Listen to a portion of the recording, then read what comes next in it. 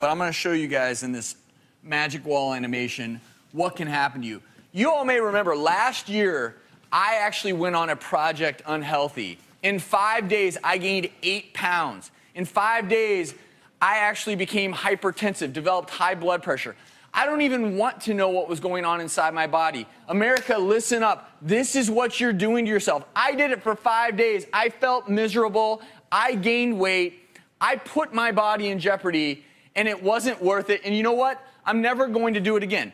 Why did I do it? To prove a point. When you eat these foods, it causes an addictive pattern in your mind. But in the end, all you end up is overweight, lethargic, and not feeling good about yourself. This is me. So what happened when I ate a fast food meal? Well, something very simple. The contents enter your stomach, and I'm going to circle some of these contents that I call some of the killer contents of food. Sodium. These are fat molecules. These are refined sugar molecules.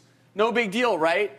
Well, it is a big deal because when they hit your stomach, good things start happening, believe it or not. That's that dopamine release in your brain because dopamine and serotonin are going wild. You feel great. Oh my gosh, this tastes wonderful. It does, right? For the first few minutes. But things are also going on inside your body that aren't so great. Your pancreas is secreting more and more insulin to deal with that massive sugar overload from the fries, from the white bun, from the soda. Insulin does one thing. It drives sugar into cells. But it does something else. It tells your body to store fat. Why else would you have eaten a meal that big and that many calories unless you're about to go into hibernation? That's what you do when you hibernate. You grow a big belly.